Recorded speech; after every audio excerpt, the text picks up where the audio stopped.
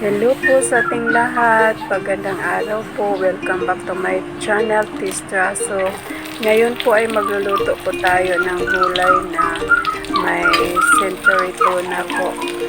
Ayan, magisa na po tayo ng bawang at saka sibuyas po na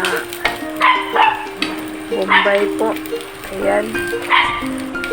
At yan po, ilagay na natin yung kalabasa po at saka yung carrots po para masarap at masustansya po yung ulam natin.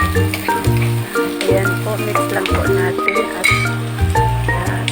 palambutin natin ng konti. Ayan po, at saka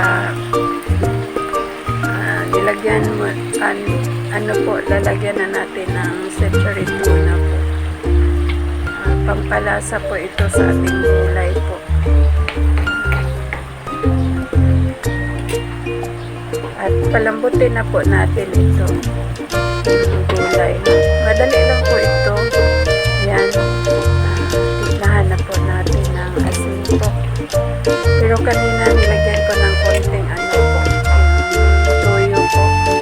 Ayan po, malambot na yung kalabasa at saka carrots po. Nilagay ko na po yung cabbage. Ayan po, ang ganda na po. At masarap na po ito.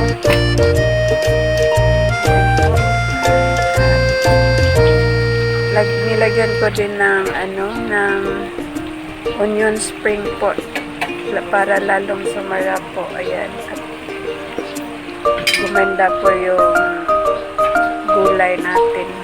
Ayan po. Takpan muna natin ng sandali. Ayan po, at luto na po ito.